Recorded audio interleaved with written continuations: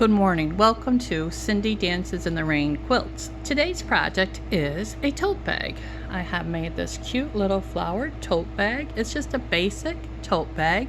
And what I want to do is walk you through the principles of how to make a tote bag.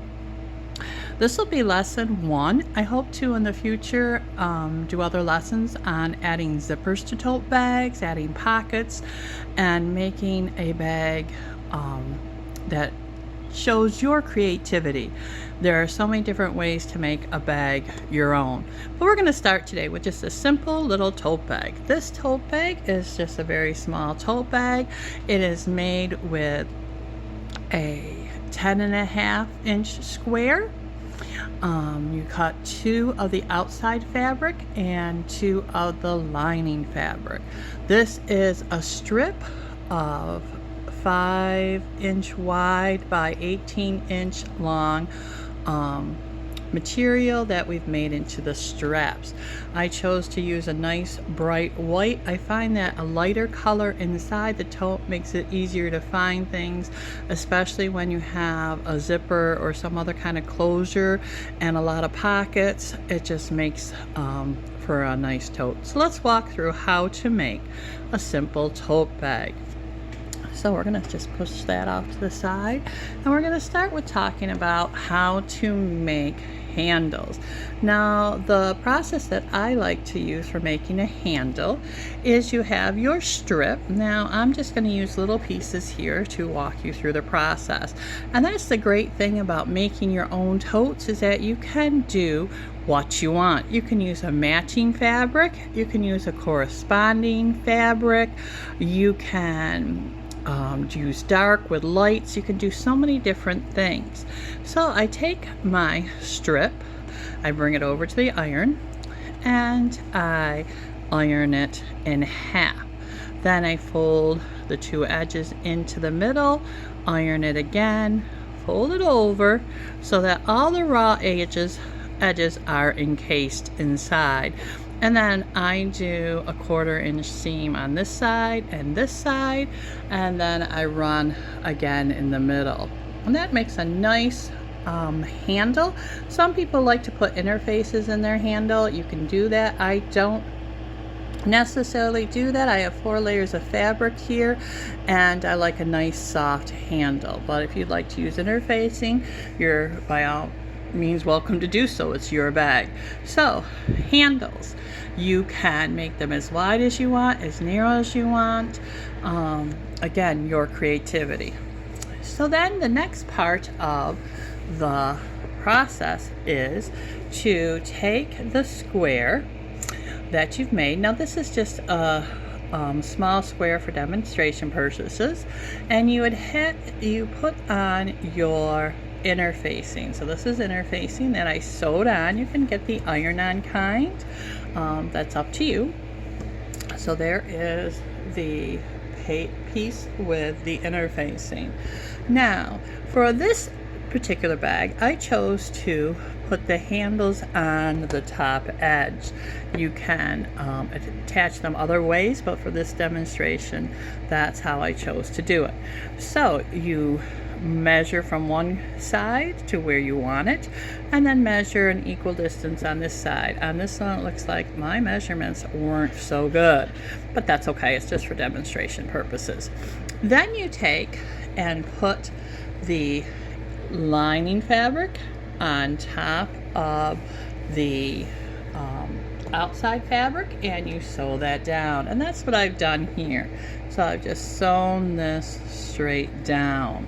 So now you have your outside fabric and your inner fabric. Now at this point, you have your handle attached. You can go ahead over to your iron and iron this piece down. Let's see if I can kind of lay it here flat with just one hand. Layer that piece down and do some top stitching across here, or you can do that at the end. I prefer to do that at the end. I know some people like to do it now. I prefer doing it at the end. Okay, so that's that. And now after you have these two pieces sewn together to look like that, you will place them on top of this right sides down, and you'll do folding of the sides. So here I have another small one put together, and you can see I have an inside fabric and an outside fabric. The handles are in the inside, and I have sewn the sides. Now on my lining I have left an opening so that I can turn it right side out. So you start here, you go all the way around using your 1/4 inch seam, or even a little greater seam, that's up to you, and leave the hole in the bottom of the lining for turning purposes. Now to make your bag have a side here that's kind of squared off, what you do is you line up the bottom inner seam and the side seam, and you line those up so you can kind of feel where they're touching underneath there, and you measure down from the tip to where you want your seam to be, and you do that on all 4 corners of the bag, the 2 on the bottom of the lining and the 2 on the bottom of the outside piece. The longer this is, the wider your side will be. So if it's from here to here is 1/2 inch, then 1/2 inch here, that means your side of your bag will be 1 inch. So you do that on both corners of each side, the lining and the outside. Then once that is done, you go ahead and you turn your bag inside out, which is what I've done here. And you can see here is the hole that's left. And you just want to press that together, make it line up really nice, and just close that up by making stitching here. Then you go ahead and tuck the lining back inside so that it's right sides out here. You tuck that lining right in, and now you can take this to your machine and do a top stitching here, which holds the lining and the outer bag in place. Again, I like to do that step here, not at that other point. So that is the basics of how to do a tote bag. And again, being that you're creative, this is your project, the width of your straps, the size of your bag, the different colors you use, that's all your choices and creativity coming into play. Accenting fabrics, corresponding fabrics, darks, lights, oh, there's so many things that you can do.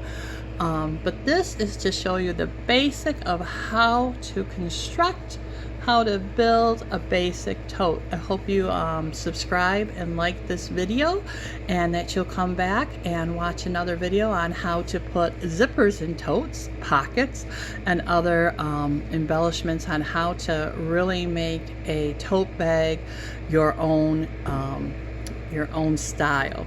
Thanks. Have a great day. God bless you.